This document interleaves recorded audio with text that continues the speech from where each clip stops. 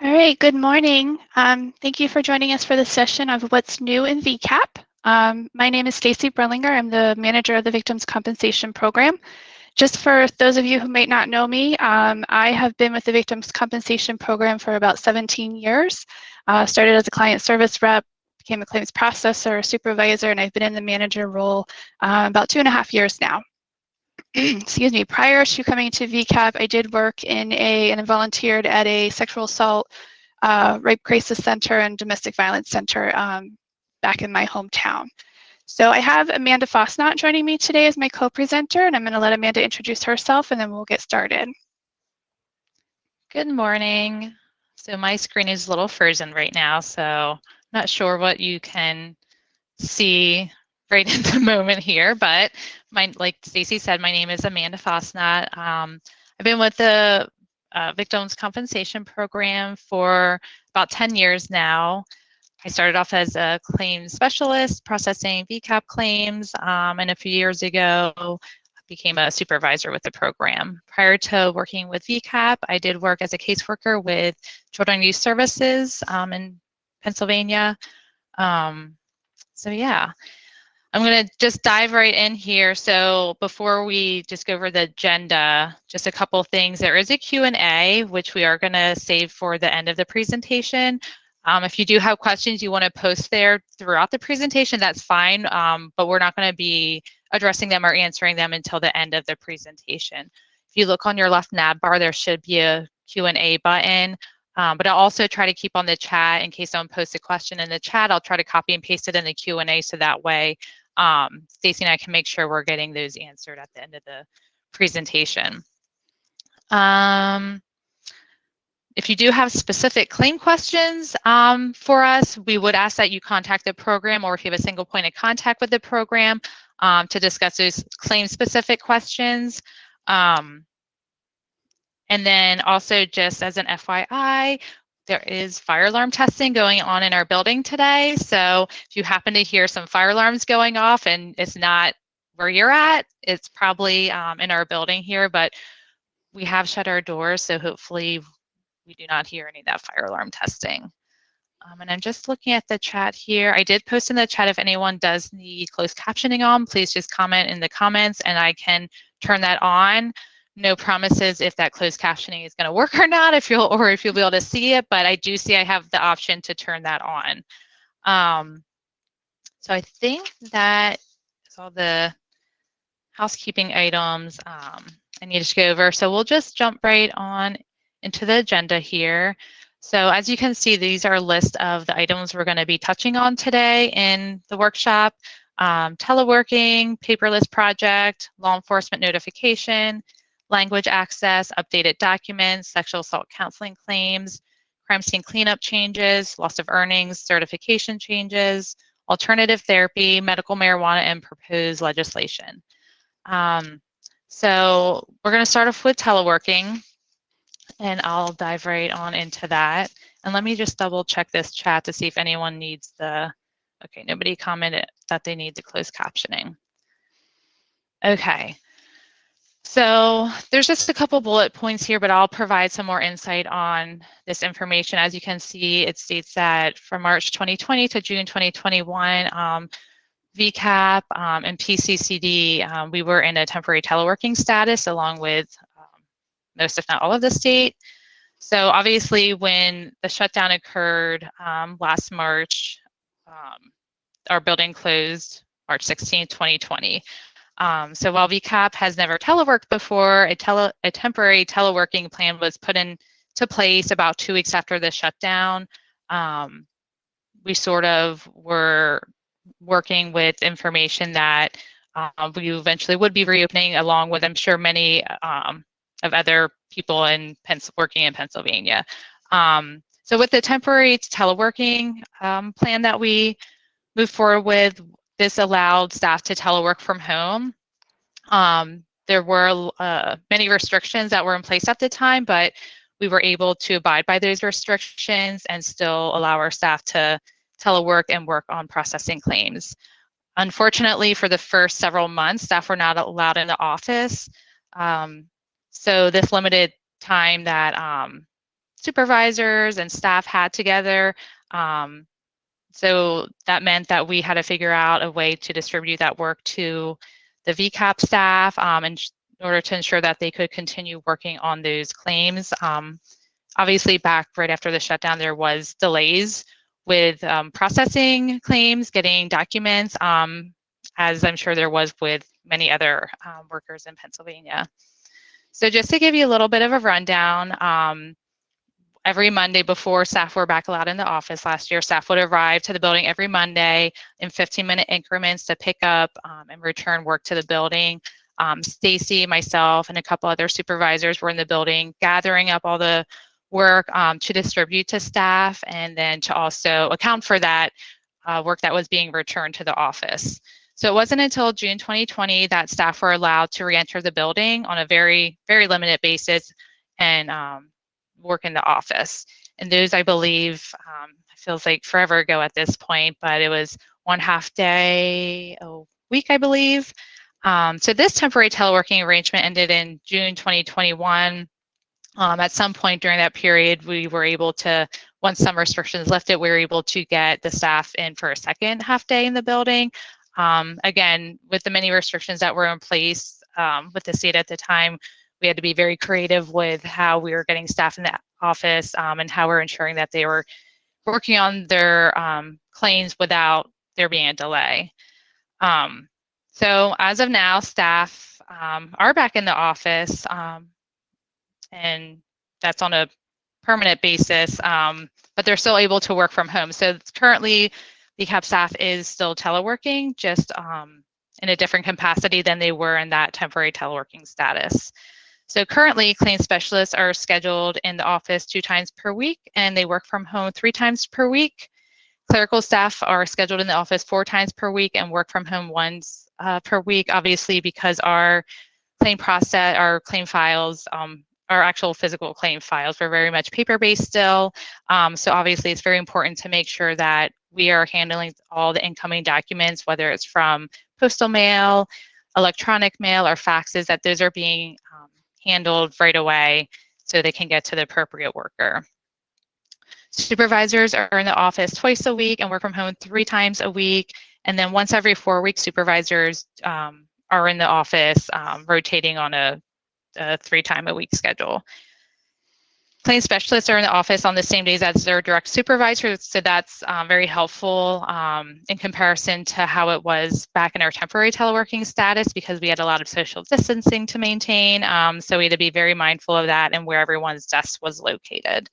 Also, as needed, staff will come into the office on their teleworking days in order to meet operational needs and to ensure that they're meeting their job expectations and requirements. Like I said, we want to ensure that there's no delays moving forward as we're in this teleworking, permanent teleworking status. So during the time that VCAP was and currently is teleworking, the use of technology has allowed staff to continue to collaborate and meet with one another as well as their supervisors. So obviously when pre-shutdown, when everyone was in the office together, we could just pop over into somebody's office or to their desk to discuss a question, whereas now it's obviously it's going to be a video, it could be a video chat if you're not in the office on the same day. So that's something definitely that we had to do more of currently. And the other thing I did want to add about teleworking, and I know because it sort of gave me a little heartburn doing something different and having claim files go home with staff because I'm so used to this one way. We're all in the office and we're working on these claim files, and now we have this whole new way of how we have to do our work. So that's a little just generally difficult, I feel. But the accountability of our claim files being taken back and forth to the office is done through means of signing a document that legal help us create to ensure that there is that accountability and obviously confidentiality. So basically it lists the files that are being signed out of the office each day. Staff also must check their files back in the office each day. Along with each staff person, each supervisor is accountable for their staff's files as far as what dates they're signed out, when they're being brought back to the office. So that's something that that's being taken seriously as far as accountability of those files. So that actually will lead me into what we're currently working on, which is our paperless project. Because pretty much as we start to go paperless, that's going to allow staff to telework more without having to take files back and forth or sign files in and out of the office because it's going to be paperless. So this is something that I do want to make clear that we are in the very early stages of this project. So it's not like this is going to be like happening next month or anything. So I just want to throw that out there. So the VCAP paperless project has been an approved state project and assigned to a Commonwealth Information and Technology team, which also includes a business analysis, which is nice because I feel like with something as big as this, it's definitely important to have a meeting of the minds and have group of people with different backgrounds to ensure that this is going to be the most efficient, start off the most efficient way possible. So along with the IT team, the Dave developers and other VCAP staff, which does include upper management, are involved in this project.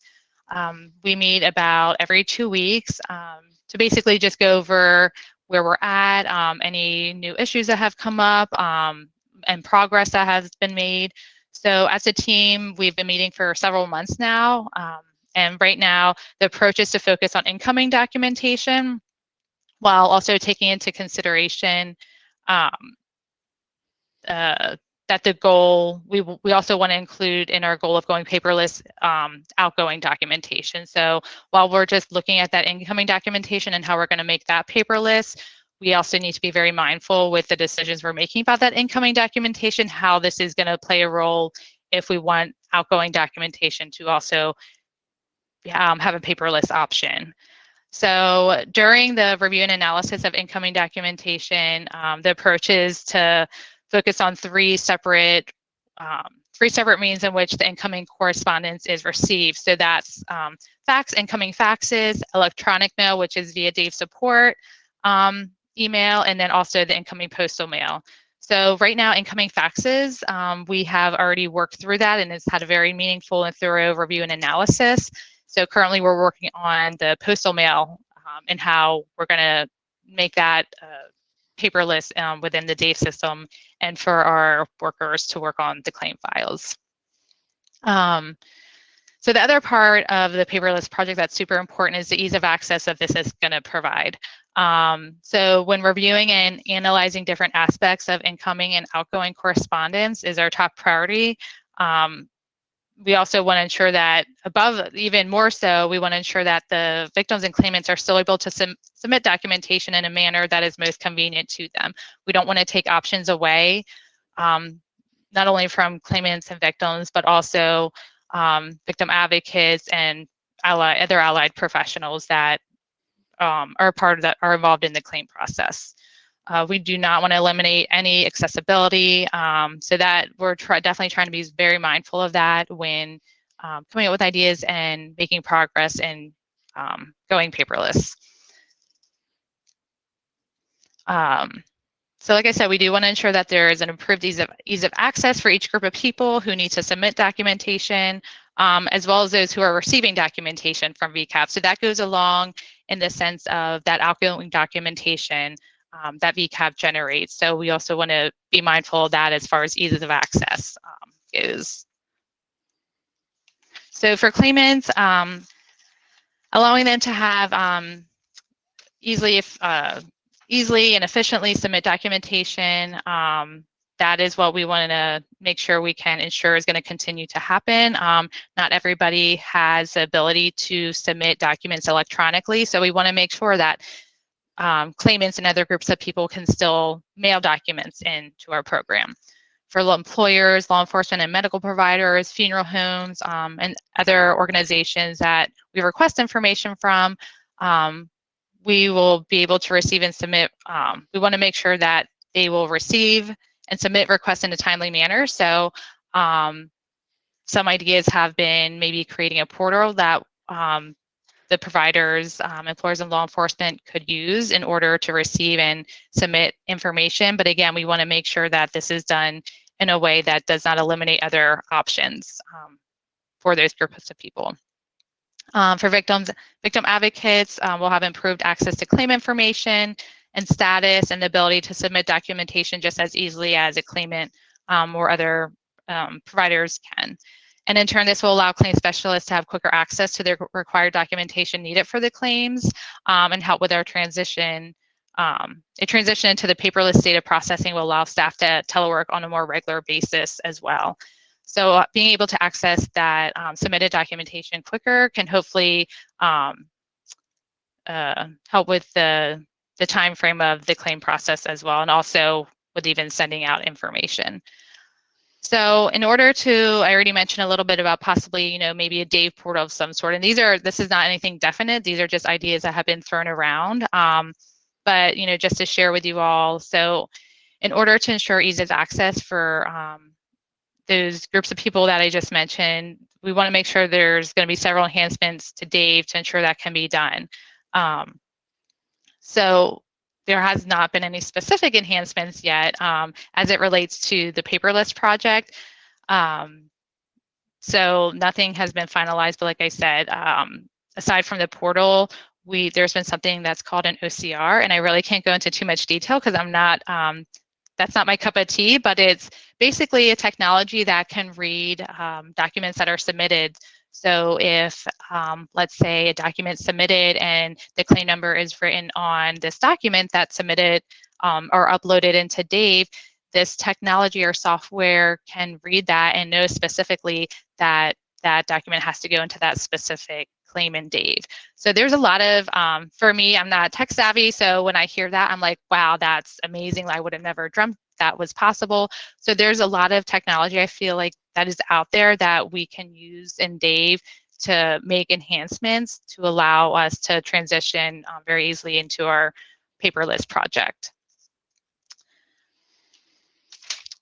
Okay, and Stacey, if I missed anything talking about teleworking, paperless project, definitely feel free to jump right on in. Nope, I think you're good. Like Amanda said, this is a long-term project. It's expected, the paperless is expected to be completed by December of 2022, but that's provided we don't hit any big issues or, lose our IT staff that are helping with it, not lose them, but if, they leave the agency or whatever, have to replace them. So, fingers crossed for December 2022, but again, that's only if everything goes smoothly. So, and we all know in our world that doesn't happen all the time. So, okay, so I'm going to move on to the law enforcement notification. This is in the Crime Victims Act, which I'm sure you might be familiar with. It requires that law enforcement agencies within 48 hours of a crime being reported, give notice to the direct victim or a member of the direct victim's family of the availability of crime victims' compensation. It's required in writing and in a manner and a form developed by the Office of Victim Services. So I'm not sure how well you guys can see this on your screen, but this is our current notification form. It's an 8.5 by 11 front and back page. The front page, is full of very helpful information about your rights as a crime victim, offender release notification, VCAP, court notification, address confidentiality, and then specific rights as a victim of domestic violence or a victim of sexual assault. And then in the back side of this form is a place for the police or the local victim service program to fill out all the local information for that particular area. So all this information is very good, but it's also a lot of information to give a victim at the time of their victimization when they're so overwhelmed with everything else that's going on. So we, as the Victim Service Advisory Committee has a subcommittee called the Access to Services Subcommittee, and we were tasked, that subcommittee was tasked with looking at our current law enforcement notification form and revising it to, one, make it easier for police departments to hand out, and two, also make it easier for victims to understand and get the information that they need right at that time of the crime, and get hooked up with the services they need, so that then they can learn about, you know, their rights as a crime victim, or court notification and stuff. So our group looked at it and said, why do we want to make changes? Well, we wanted to give victims basic information that's needed at the time at the crime. We wanted to be sure we acknowledge the victim. We did provide the required information on protection from abuse orders, and we also added information on the sexual violence protection orders. And then we also wanted to refer victims to the PA Crime Victims website or app to find additional resources. So if you're not familiar with our app, it's a really great resource where victims can go and put their zip code in and find their local victim service program. There's also information about trauma and, you know, what they might be experiencing as a crime victim. They can file a VCAP claim through the app.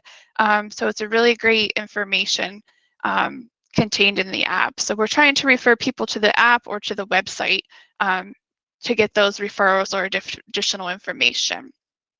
So we did reduce the size. Like I said, our current version is front and back 8.5 by 11, and it is the short form, our VCAP short form, is to be attached to it. So it can be like, you know, 5, 6, 7 pages, depending if, you know, it's only printed on one side.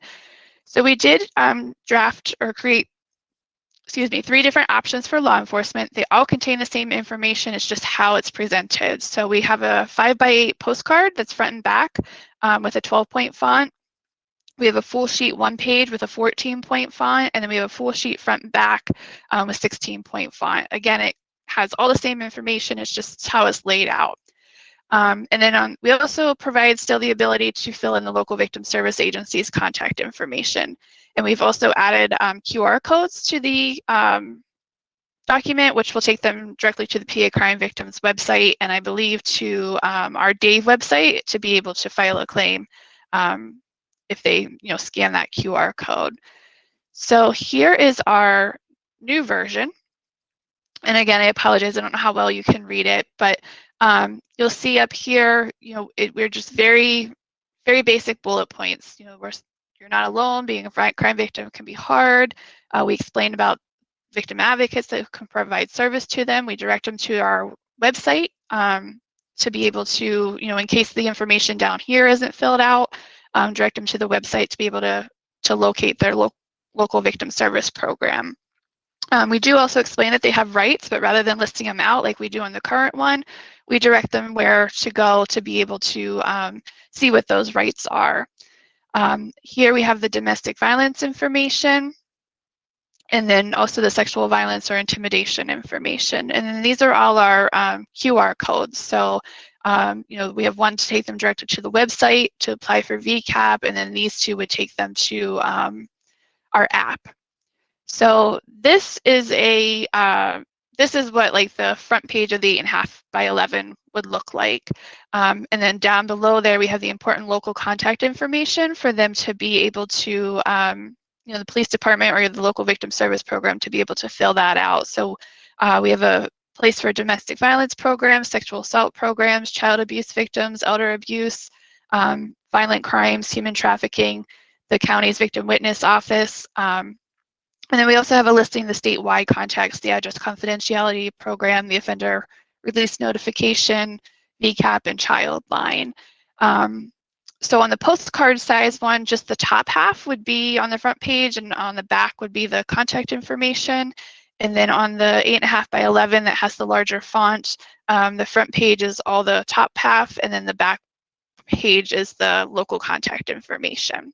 So this has gone through many edits. It's finally been finalized, and we are in the process of having it translated into various languages. Then it's going to be posted on our website. And we're also in the process of implementing and developing a training that we're going to do for law enforcement. One, so that they know to start using these new law enforcement notification, and also to reiterate the importance the requirements of them to be able to pass this information out to victims they work with. So we're excited about this. I'm hoping that we can release these as soon as possible and get them out there in the hands to be able to provide better information to the victims that the officers are coming into contact with at the time of the crime. And Amanda, I'm going to pass it back to you.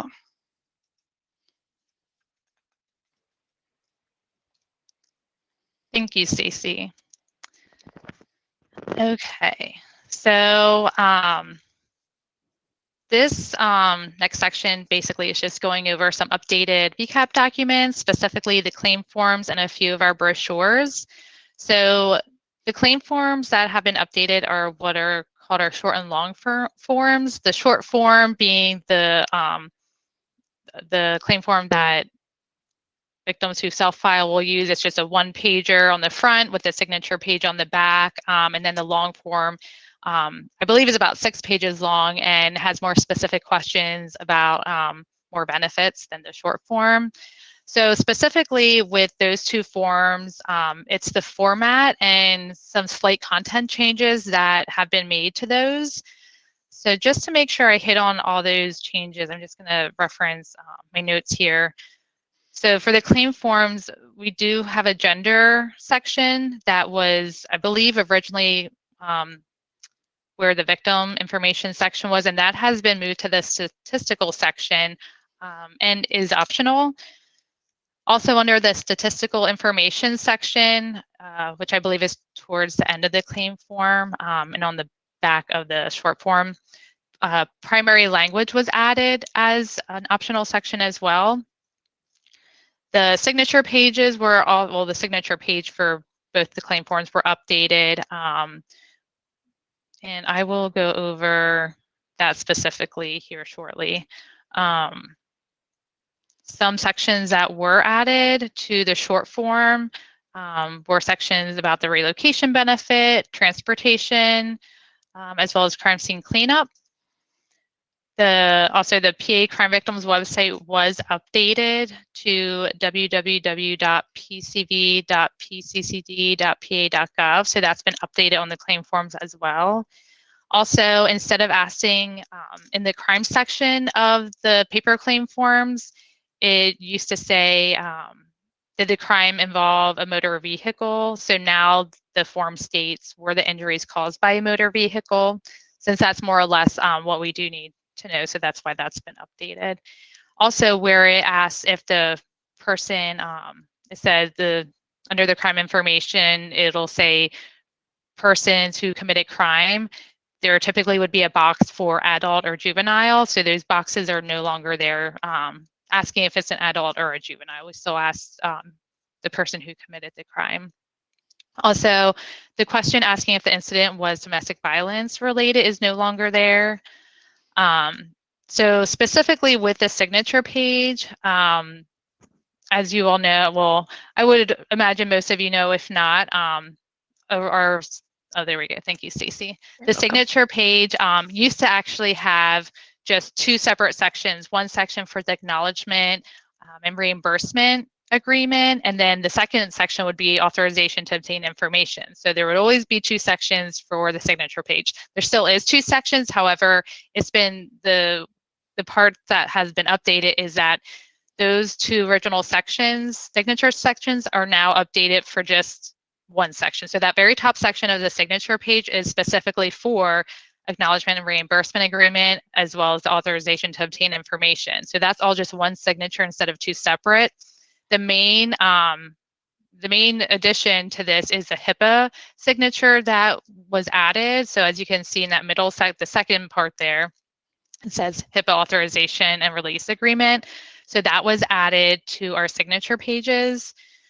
And basically that HIPAA section really only needs signed if the claimant is filing for medical or counseling expenses. And all of, even any slight content updates that were made, or like verbiage or language made to these signature sections has gone through our the PCCD legal department. So this isn't changes that we just like on a whim, we're like, hey, we're gonna throw this in there.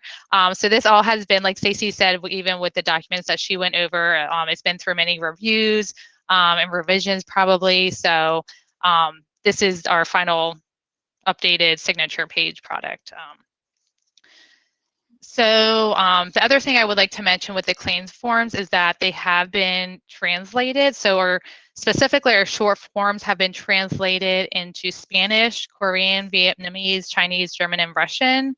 And I will go over where you can find these updated forms as well.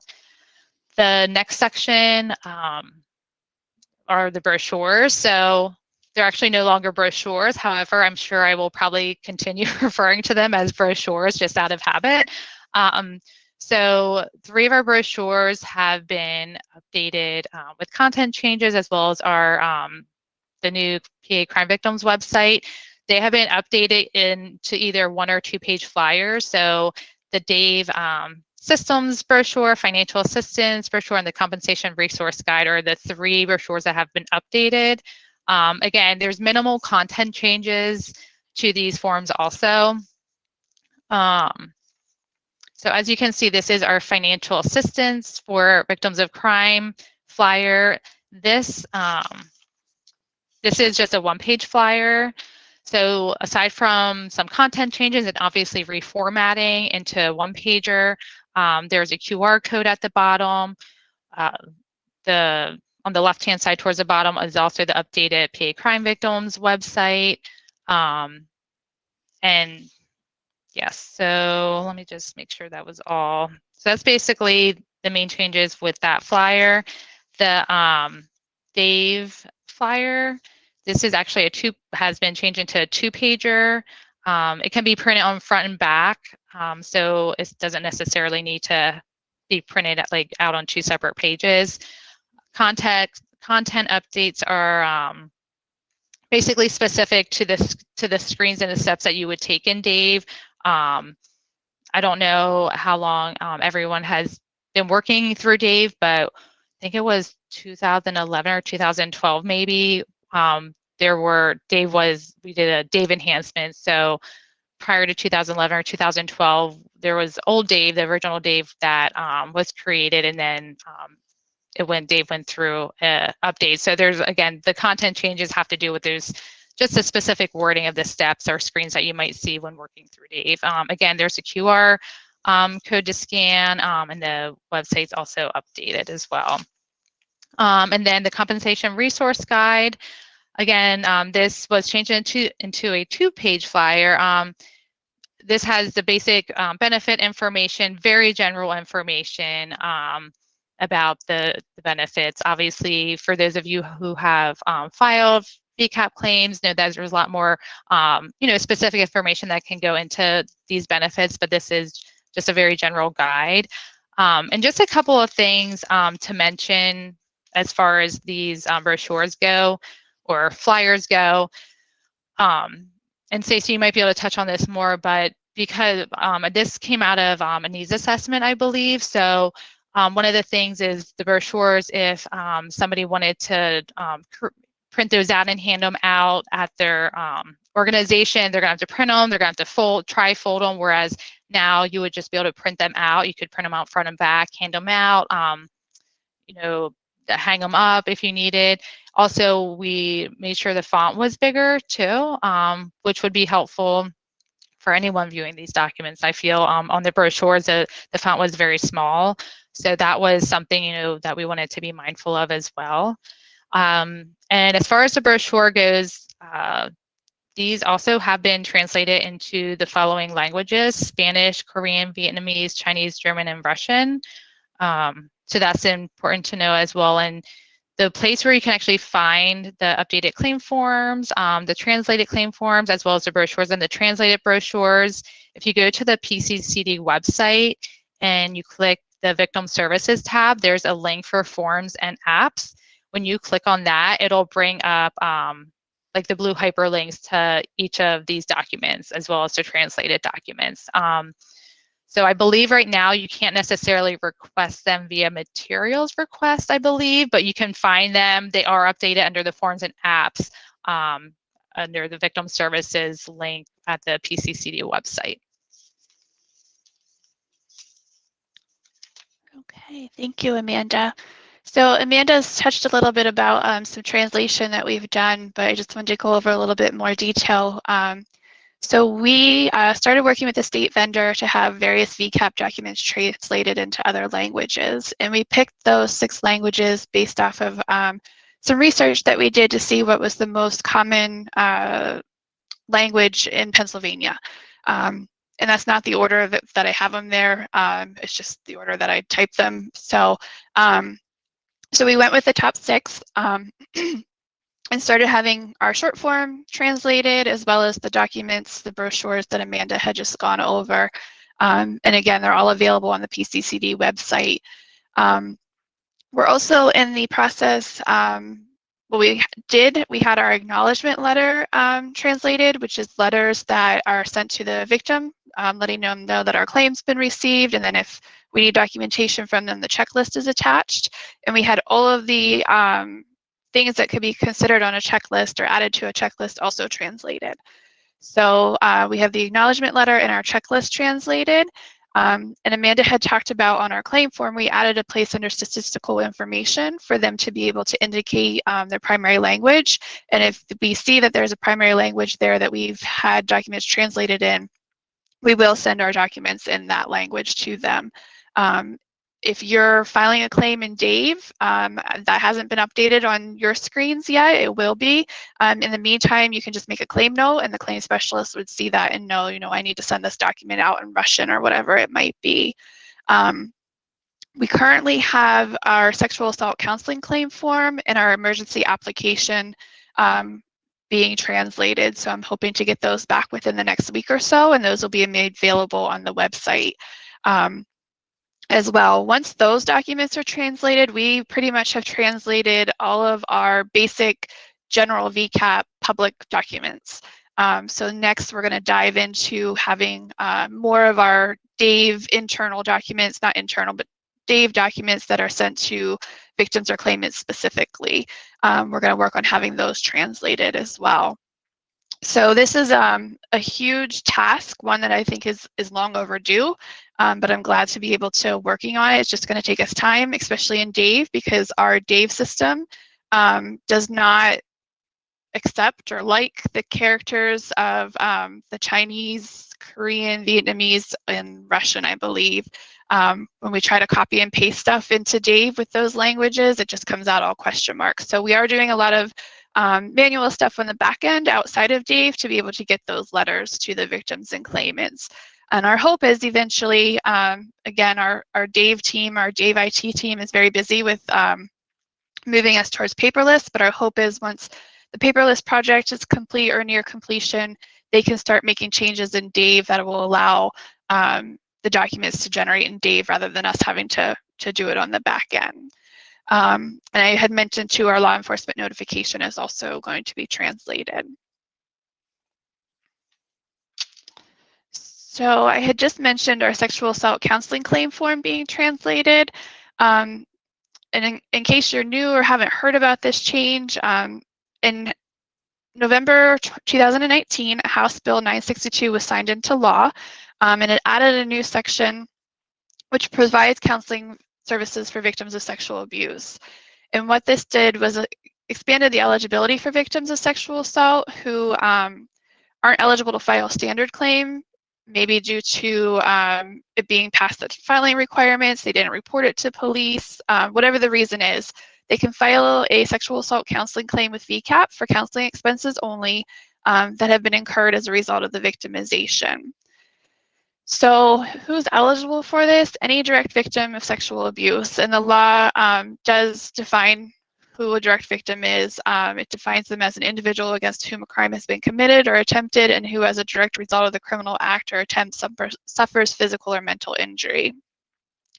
So sexual assault victims are now eligible for counseling if they didn't report the crime to authorities or if they don't want to report the crime to authorities and they didn't meet the eligibility requirements to file a standard claim. So as you know, there's a 2-year filing requirement to file a claim. And unfortunately, there's no exceptions. There's no good cause exceptions to that. So this allows victims from the 1970s, 80s, 90s, whatever, to be able to now file a claim for sexual assault counseling. One of the requirements is that it has to be occurred in Pennsylvania. And if we had previously denied a claim in the past due to not meeting the eligibility requirements of a regular claim, they're now eligible to file a sexual assault counseling claim.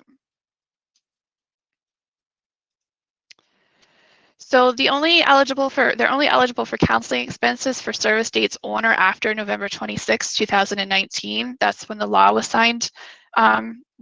So if they had a counseling session on November 25th, we wouldn't be able to consider that. It's only November 26th or after. We can also only consider counseling expenses that are owed to the provider. So if the claimant paid out of pocket, we have been, and it's for service dates after November 26th, we have been trying to work with the provider for them to reimburse the victim so that then we can make payment to the provider directly so that the victim's not out that money. We have been successful in most cases with that. We have some providers that won't, and we've had some providers that won't reimburse because there's ongoing counseling. So rather than them reimbursing the victim, we just started paying from that point forward. The maximum of $5,000 in counseling expenses for victims who are over the age of 18, and then a maximum of $10,000 for victims 17 or under, which is the same amount for our regular claims. For these claims, there is no minimum loss requirement. Currently, there's a $100 minimum loss requirement on our regular claims, but on these claims, there's no minimum loss requirement.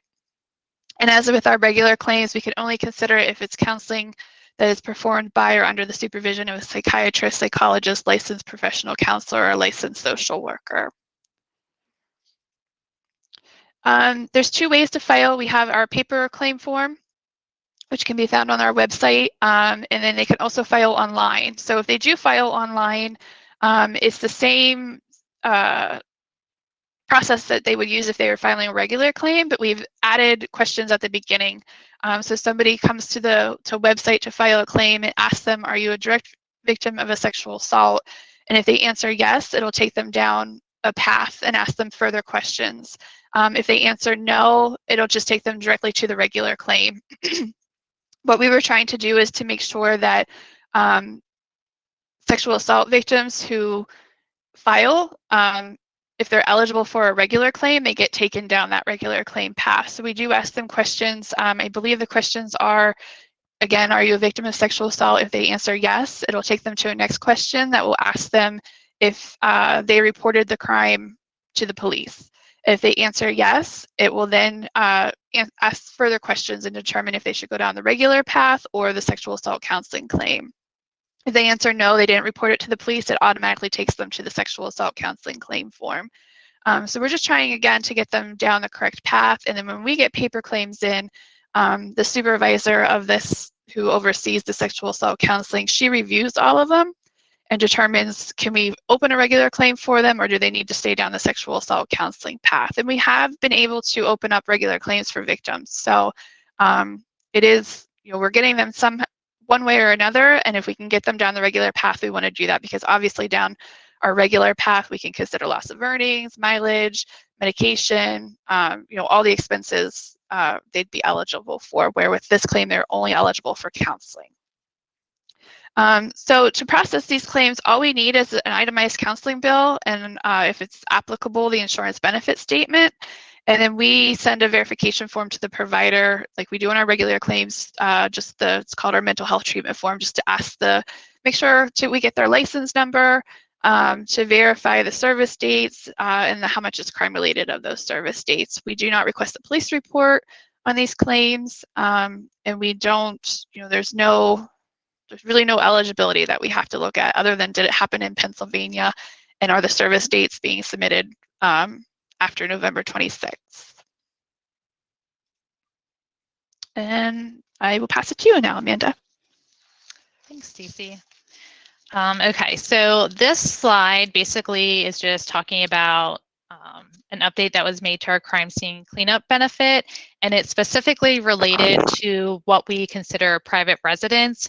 So what is highlighted on this slide is basically what was added, what is new. Everything else that's in italics there, that's not highlighted, that is language that was previously there, and changes have not been made to that part, just the highlighted section. So effective as of May 2021, this applies to current and future active claims, as well as inactive claims that would become active for whatever reason. The specific change is that, so I'm going to skip down to the middle of the crime scene cleanup benefit here, where it states the private residence, what the private residence includes, which is what the change involves. The private residence includes the inside of the private residence, as well as that portion of the exterior which the resident is responsible for maintaining pursuant to deed or lease. This may include any area within the deeded property lines or any areas identified in the rental agreement as being the tenant's area of responsibility for maintenance, such as dedicated parking spaces and storage areas. In the case of multi-unit dwellings, such as apartment buildings, this may include common areas such as shared hallways and interior and exterior staircases, walkways, and undedicated parking spaces, whether or not they are specifically identified as areas of tenant responsibility. So, and maybe I should have said this prior to reading that, but recently, obviously earlier in the year, because this was effective May 2021, the crime scene cleanup benefit was reviewed, and with collaboration between VCAP and the PCCD legal team, that highlighted section was added. The update is again specific to what is considered a private residence when it comes to crime scene cleanup. So this information was also shared in the OVS newsletter shortly after this update was made as to what is considered a private residence. Before, when we looked at crime scene cleanup, we could only consider that of the interior of a private residence, whereas based on this update, we can look at those, I hate to say like surrounding areas, but part of the outside property of that private residence, like it does state in here, parking spaces, storage areas. Now, I do want to mention that the definition of what cleaning means has not changed. Just specific, again, this is specific to what is considered a private residence. So claims that were previously inactive, if they become active for whatever reason, and staff notice that there was a crime scene cleanup expense in the file, staff will take a look at that expense to determine is it now eligible based on this update. Even if the claim isn't necessarily like reopened specifically for the crime scene cleanup expense, staff, we have talked to staff about that we need to look at that. So for whatever reason, like I said, if the claim has a crime scene cleanup benefit and it wasn't active and now they're looking at it for whatever reason, to take a look at that. However, I will say that there was a very extensive and thorough report and review of the claims and deed that did have a crime scene cleanup expense attached to it, that for expenses that were not paid. And it doesn't appear that there were many that were not paid because of the specific reason of the interior or the private residence and what that is considered. And I do want to mention that unfortunately the crime scene benefit still does not include the interior of the vehicles, which I know does come up from time to time. Stacy, did I miss anything on that? No, I don't think so. Just one of the reasons why we added this was because we often see requests or get questions like, can you consider the crime happened on the steps leading up to the porch into the house? Can you consider the cleanup of that? And fortunately, the way we looked at it before, no, because it wasn't within the private resident, but now this would allow us to pay for crime scene cleanup on the porch or the steps or like the sidewalk leading up to the porch. So it does expand it a little bit more to allow us to pay those. Thank you. Okay, so the next section with some benefit information updates is the loss of earnings benefit. So, and this specifically has to do with a disability certification for the loss of earnings benefit. Recently, the disability certification that was used in loss of earnings was reviewed, and again, with collaboration between VCAP and the PCCD legal team, the highlighted section was added, as you can see at the bottom there. That's where the addition was made. So the update is specific to who can provide and complete a disability certification when considering loss of earnings for disability. This update was also shared in the OVS newsletter and is effective May 2021. So basically, and I'm not going to read the entire section there, but just the updated part. So VCAP will accept verification from additional individuals who are clinicians and can verify disability to include nurse practitioner, clinical social worker, certified nurse midwife, or psychoanalyst. The acceptance of any other clinical provider as a means of verification must be approved by a program supervisor. So as you can see in the section prior to that highlighted portion, it does specifically state that we would accept the certification from a medical doctor. That could be like an MD or a DO. Psychiatrist, psychologist, physician assistant, certified nurse practitioner, or a dentist. And I feel like this has, and Stacey can correct me if I'm wrong, I feel like this has come up before. I feel like way back when, I don't know when way back in would be, but like way back when, maybe even when I first started, it was, we could only even accept the disability certs from a medical doctor, psychiatrist, or a psychologist. I feel like over time, from when I was here, we had added the physician assistant, the CRNP to that as well. So again, like with the crime scene cleanup claims that are inactive, it would be the same for claims that had the loss of earnings benefit attached to it that were not paid due to the disability, specific to the disability certification as to who that person was certifying the disability. So if a claim becomes active again, where there was loss of earnings that was not considered due to the disability certification coming from a person who was not one of the medical doctor, psychiatrist, psychologist, physician assistants, CRNP, or dentist, then that assigned worker would look at the certification we have on file, or the information we have on file to see if it was for one of the newly added types of individuals who can now certify, to see if we could move forward with that. So anything I missed on that, Stacey, that you'd like to add? Nope, you did good. Okay, so moving to alternative therapy. So we in VCAP have paid alternative therapy. We've always required a doctor to certify the need for the alternative therapy. And when we say alternative therapy, we're referring to like acupuncture, yoga, massage therapy, herbal supplements, those kind of alternative therapy. So again, like I said, we had already paid for those kind of stuff, but we always required a doctor cert to verify it. We changed that policy, I believe it was in the fall of 2019, that if a victim is seeking alternative treatment, we can consider up to 5 visits without a doctor certification.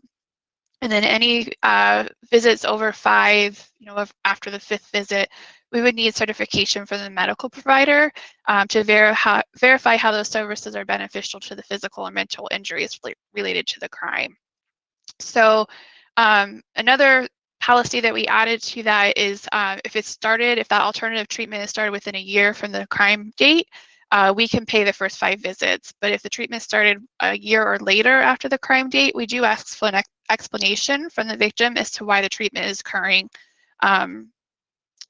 so long after the crime date. So if they were a crime victim in 2018 and now they're starting acupuncture, we would ask an explanation for that, and we may still require a doctor's cert. But if the crime happened in January of 2021 and now they're coming in for acupuncture, we can consider their first 5 visits, or not the first 5, but we can consider 5 visits, and then we would need the doctor's certification. So I'm not sure this, like I said, policy went in 2019. I'm not sure if we ever shared it in the newsletter. If we didn't, that's our bad. We should have.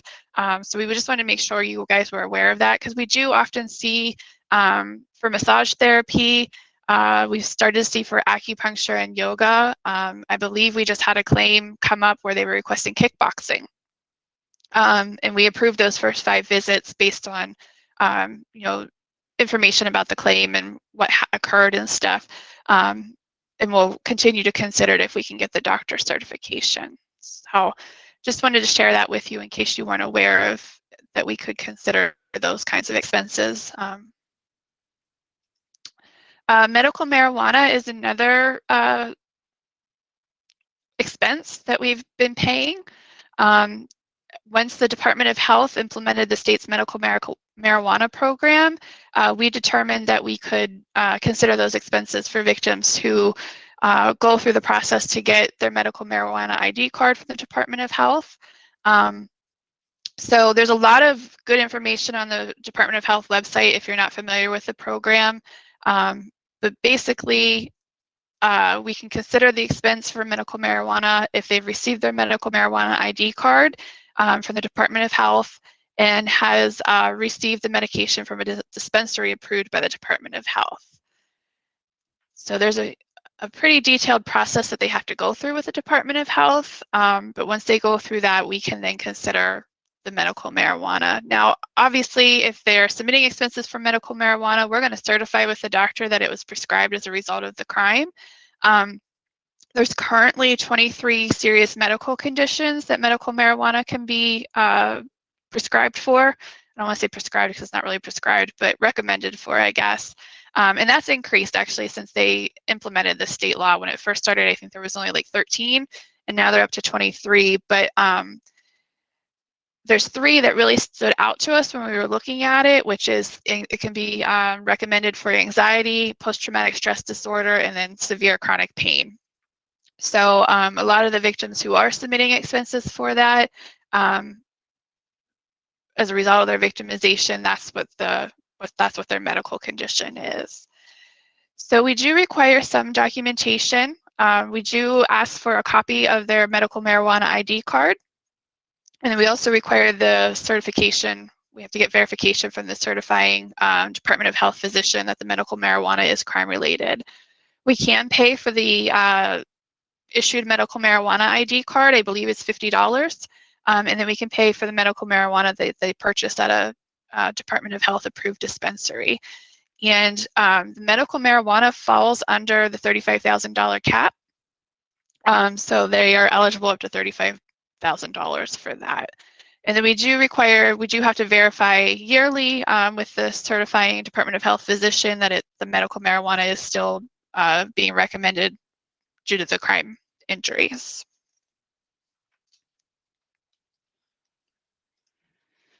And lastly, before we get into questions, we wanted to talk about the proposed legislation.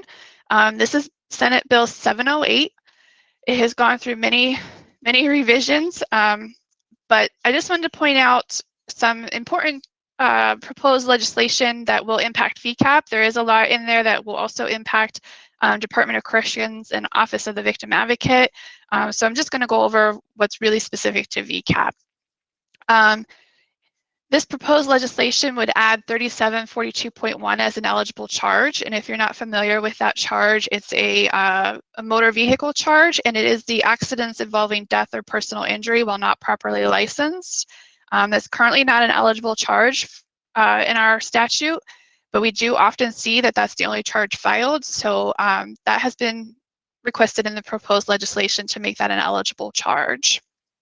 The proposed legislation would allow for privately owned vehicles to be covered by the crime scene cleanup benefit. So like Amanda had said before, the interior of a vehicle is currently not eligible, but with this proposed legislation, it could potentially allow a privately owned vehicle to be covered under the crime scene cleanup.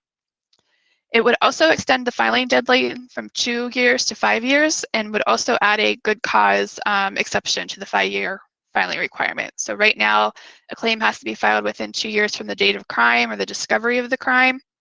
The only exception that we have is for minor victims right now, but with the proposed legislation, it would increase to 5 years, and if there's good cause for filing after 5 years, those could also be accepted. It would also reduce our minimum out-of-pocket loss from $100 to $50. Currently, it's $100 loss if they're 60 or under. And it would change that to $50 minimum loss. Would still be no minimum loss for a victim over the age of 60. And it would also allow us to pay for funeral expenses regardless of the conduct of the direct victim. So we wouldn't be denying claims for funeral expenses only. We would still look at assessing or denying a claim if for loss of support or loss of earnings, but the funeral expenses, we would not be looking at the conduct of the victim in consideration of those expenses. So there is some other changes that are important to VCAP but don't really impact the eligibility requirements. They did add that, so there's current requirement that the crime has to be reported to a proper authority, and it lists out who proper authorities are. It does add the sexual violence protection orders. We currently accept those now, but it just puts it in legislation that we accept it. Another thing that we currently do, but now will be in legislation also, is if the victim of a sexual assault doesn't have to use their insurance, if they are covered, their insurance is under the offender. So if a victim of sexual assault is abused by their father and they're under their father's insurance, we won't require them to use their insurance like we have to with other expenses. So, and we currently do that now. We actually currently do that with domestic violence victims also. So it just puts it in legislation though. If you're interested in seeing the other changes, maybe related to DOC or OVA, if you just do I just searched Pennsylvania Senate Bill 708, and that'll take you to the General Assembly page. There are 2 versions on that, and I believe you would want to look for printer number 900. That's the most current version on there. And I think that's all we have. So I'm going to stop sharing so we can see if there's any questions, and Amanda and I can answer them. So I will say, Stacy, I did copy and paste some questions that came up in chat, just in the Q&A part, so we don't have to flip back and forth. Before I forget, I did copy and paste one about the PowerPoint because I didn't want to forget. So the PowerPoint, I know someone in the chat said they looked in the resource tab, the Pathways resource tab, and did not see our PowerPoint. So I'll make a note to that to see if there's any way to get it sent out to the attendees for this presentation. So I'll go ahead and just make myself a note there so that way we can make sure, or maybe they can just add it to the resource tab sometime today. So I'm going to make myself a note of that and just mark that answered. Okay.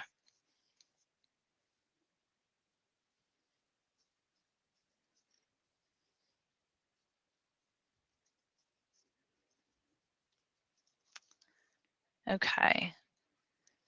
So I'll just move down the Q&A here. So with all the great changes that are taking place with Dave, will it be possible in the near future for advocates to be able to make corrections in claim or corrections to claims? For example, if I see after filing a claim, I spelled a name incorrectly or entered the wrong date of birth, could I go back and make that correction? This would take that responsibility off the claims specialist. I'm not sure if that's going to be something that advocates are going to be able to do after the claim is submitted. I think right now the only update that, Stacy, correct me if I'm wrong, I think the only update that advocates can currently make are the address that is listed for the claimant. But if you want to speak to that, Stacy, if we are going to, as far as enhancements in the future to Dave for advocates to make those updates, or if they would just make a claim note. Yeah, so I don't, I mean, we can certainly add it to our wish list. I don't know, usually once the claim is submitted, it's locked down on both if it's the claimant filing online or the victim advocate filing, it's locked down. And I think that's just for security reasons too, so that once it's submitted into Dave, the information can't be changed unless we change it here internally. But it's certainly something that we would add to our wish list and see if it's possible to do.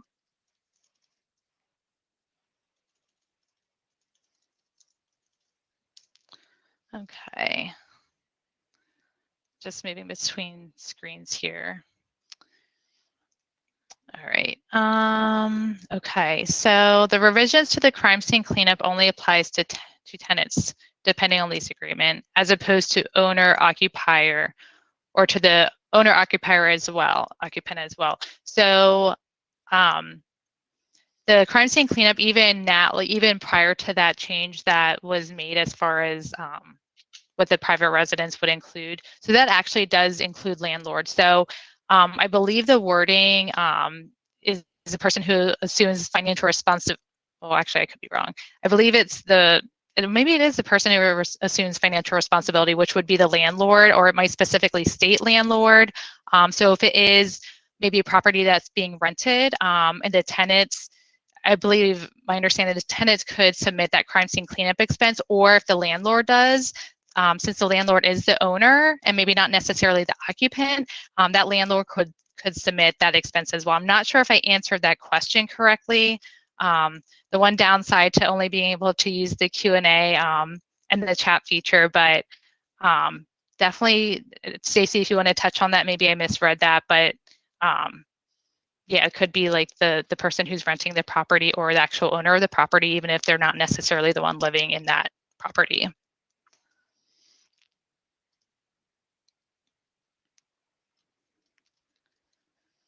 Okay, how can we obtain a recording of this presentation? So I believe that they are going to be made available on the PCCD website. I don't think it's going to be made available because I think there's a lot of like back-end stuff they have to do to make these recordings available, and not just ours, the rest of the recordings from Pathways. So I believe I was told they're hoping around December sometime that those recordings will be made available on the PCC website under Office of Victim Services. And honestly, I think some of them actually might already be available in the Pathways conference website here. For instance, I know the keynote speaker yesterday, like hers is not going to be available on the PCCD website. I believe currently that recording of like yesterday's keynote is available. Okay, what languages will be utilized? Philadelphia needs Spanish, Vietnamese, Cambodian, Korean, and Creole. Yeah, so right now we're having languages or documents translated to Russian, Vietnamese, Spanish, Chinese, Korean, and German. But if there's an additional need, we can certainly look at those other documents to be translated as well. And something I did miss or forgot about was we are also looking into having documents in Braille to share. Our current vendor who we're using for translation doesn't do Braille, so we'll have to find a new vendor to do that. But it is something we're going to look into once we get all of this stuff done as well. And then here we go. I am in Philadelphia. How often do you remind local police to send out the VCAP/resources notifications? Yeah, so we it hasn't. It's probably been 2 years now, just because of everything with COVID last year. But we have gone and done trainings with the victim assistance officers in Philadelphia, and explained, VCAP and the importance of handing out that documentation. We try to do that, like I said, once a year, but we did not make it last year, so it's probably been close to 2 years since we've been able to do that. But otherwise, I mean, we don't really do specific notifications to them.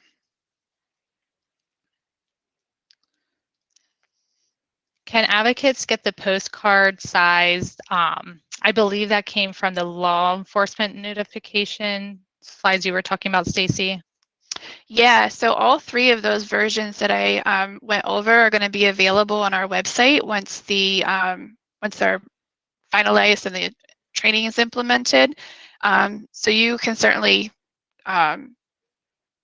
get that postcard size from the thing. I also believe we're going to be printing some of those ourselves through the state initially, just to get people used to using those versions and stuff. So yeah, you can certainly use those as well. how will paperless work for those claimants that have little to no broadband access or do not own or access a computer, tablet, iPad, etc., and have limited transportation options to get somewhere to help file? So, we definitely want to be very mindful of this when we transition into paperless, and any type of enhancements or major or minor changes for making going into the whole paperless stage of VCAP claim processing. So even currently, right now, we plan on still accepting, and I hate to say like still accepting, like postal mail is still here. It's not like that's like getting rid of, we're getting rid of that or anything. We still want to make sure those options are available if somebody wants to mail documents in, and or whether fax them in. So we want to make sure those options are still available. As far as your question about limited transportation options to get to somewhere to help file, so I would imagine that calling into the program or getting the assistance of a local advocate to help file would be an option. So for instance, I know the ladies who do answer our 1-800 number, they will send out claim forms to people who either, even if they do have access to a computer but would rather not file online, they can mail them a claim form to complete. Maybe they can highlight the sections to complete if they aren't able to drive somewhere to get the assistance of an advocate. And then they could also include a business return envelope. So they wouldn't necessarily have to go to the post office to get a stamp even to mail that out, and they could put it directly in their mailbox to be mailed back to VCAP. I hope that answers the question a little bit. Again, this is one of the cons of having the workshop this way, not being able to truly hear the questions straight from you all, but I hope that helped a little bit. We definitely want to make sure we're not limiting anyone's access to filing a claim, to obtaining their claim status, and not even just for victims and claimants, but for victim advocates. We don't want to hinder what our purpose is with the changes that we're going to make. Yeah, I would just also add there, Amanda. So when we start going paperless outgoing, it's essentially, we're going to assume the claimant wants their documents, the acknowledgement letter or award letters or whatever to come through mail.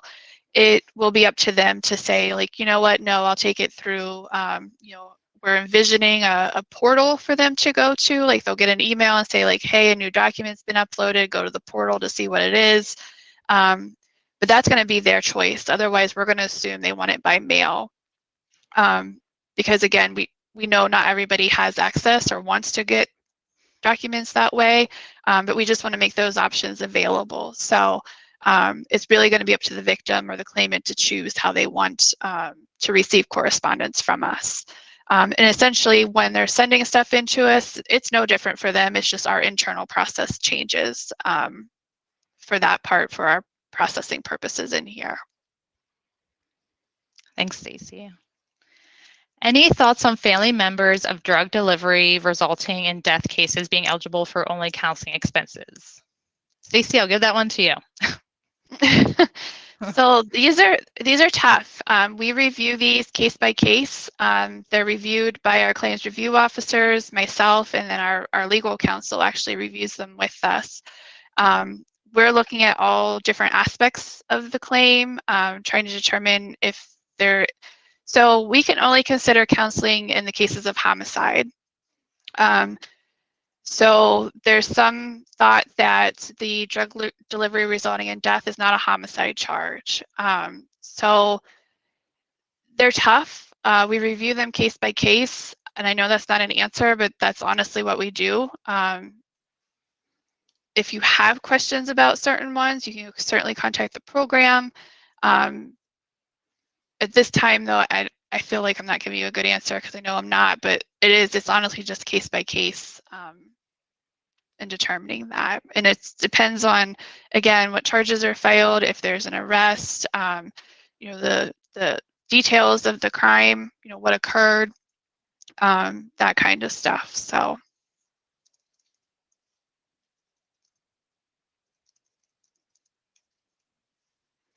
Sorry, Stacy, I'm typing and there's like lag time. That's okay.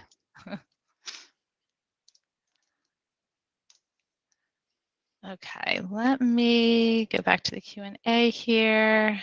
Okay, can you explain why you have a 2-week limit for amending a police report? I believe that would be in for stolen cash claims, and is that in the law or the rules and It regs, is. Stacey? It's actually in statute. Okay. So at this time, there's no exceptions to it at this time. So, I mean, basic answer is statute requires the 2-week amendment. And I do want to add, like, in cases where an amendment is made and it appears to be outside the 2 weeks, I mean, I feel comfortable speaking for myself in that we do try to get another set of eyes on that to make sure, like, am I missing something? I know sometimes we might even get the claims review supervisor involved because of a lot, if not all of what the work her unit does is based around the laws and the rules and regs. So, you know, we do, I mean, at least I like to make sure that I'm getting a second set of eyes on it just to make sure what I'm seeing is correct. And not even just with the 2-week limit for amending the police report and those the amount of cash being reported stolen. Just, you know, in general, sometimes even. So, all right, I think we hit on all the items that are in the Q&A. I'm just going to double check the chat to make sure I missed anything. If we missed anyone's question that was in chat or even the Q&A, please feel free to add it in the Q&A.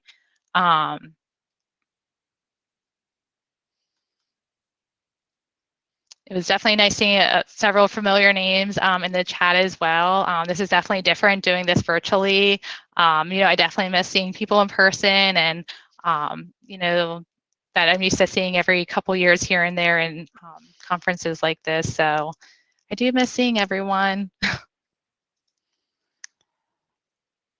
Okay, so we have another question here. Sometimes police don't list important information such as cash stolen. And I think even generally speaking, we read reports here that information that's, I mean, I would hope would be important to the police, you know, we don't see in the police report. Sometimes, and I hate even saying sometimes because it's not like I have a list of the instances in which we've done this, but depending on the nature of the report, you know, there might be times where we do call the police department or call the officer who took the report to ask, like, did this, you know, did this person report any cash stolen, and see what they're going to come back with. It sounds like there might be a specific claim or two that this has happened, and obviously that maybe we have not been able to process reimbursement for a victim on. So it might be, and I don't want to say you have to do this by any means, because maybe you've already worked with the assigned claim specialist on this. I don't know if it's an instance where you could follow up with a claim specialist to see if any follow-up can be done with the officer who took the report. I don't want to speak on behalf of the assigned worker because I don't have any specific claim in front of me, but we definitely want to make sure we're doing our due diligence also on our end if it definitely warrants it. And that is unfortunate that if someone did specifically report that they did have money stolen, you know, and they told them, you know, this is the amount that's stolen and it wasn't included in the police report, like definitely not what, it's not helping anyone. Specifically trying to get a claimant reimbursed.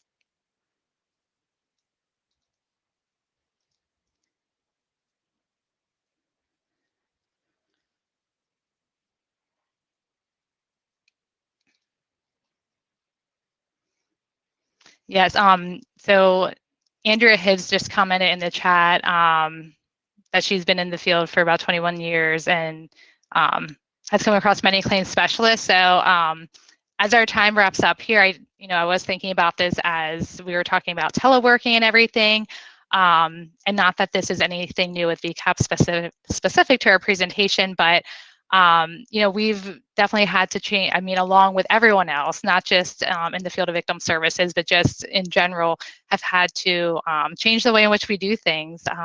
So I will say over the past year and a half, we've had a lot of new claim specialists start and going through training and trying to make sure that they're getting trained, you know, to become, so they can process all different claim types. So that is definitely something that we're trying to make sure can be done in a manner that it would have been done prior to the shutdown last year. But yes, there's definitely a lot of new claim specialists on board here, and we're excited because I think for the first time in a very long time, we're almost fully staffed with our claim specialists, which is super exciting. So yes. Let me just double check any other Q&A.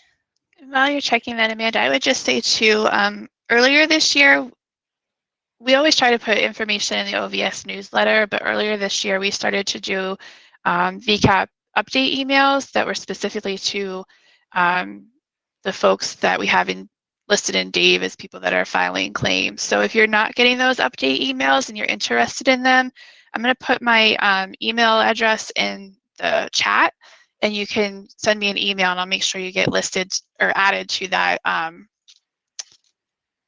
to those emails.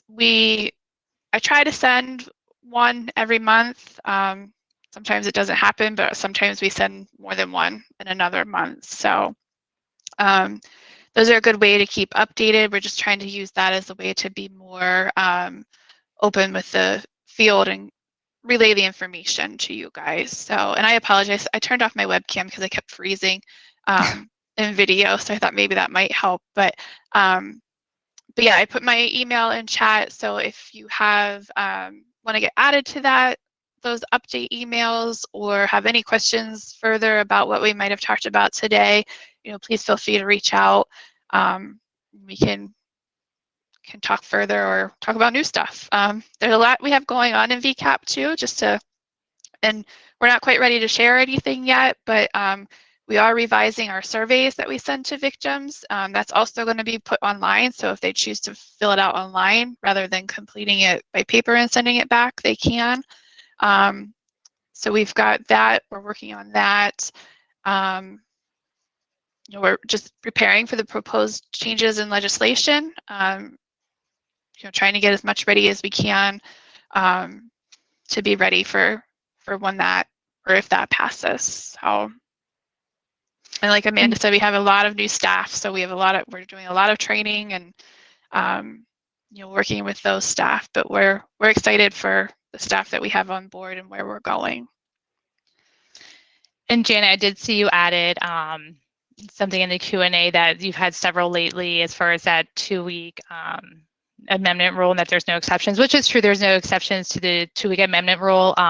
It sounds like possibly maybe in the claims you're talking about, it's the police report, maybe the money amount was reported and it wasn't properly recorded by the responding officer.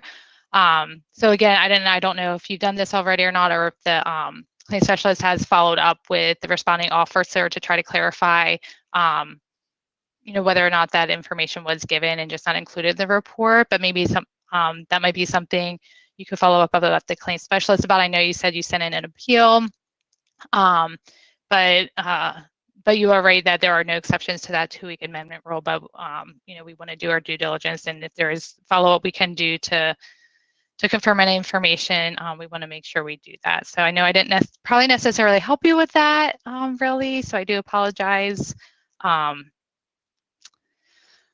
And then I don't think there's any other Q&A. I did make myself a note that if our PowerPoint can be added to the resources in the Pathways Conference website here, or if they could possibly just even email it to all the attendees that attended this session. If you do get an email with our PowerPoint, that is why. I'm not sure what the capabilities are with this platform necessarily. But I appreciate everyone's time and questions, and I feel like it's hard to make this stuff very like interactive and exciting. So thanks for bearing with us through our slides and all the information we had to give everyone. And again, I wish I could see you all in person, but this will definitely have to do given you know, the times we're in. So Yeah, thank you for all of the work you guys do too in the field to make our job here easier. So. okay, with that said, I'm going to go ahead and end this broadcast. And I hope everyone enjoys the rest of the remaining of the Pathways Conference today.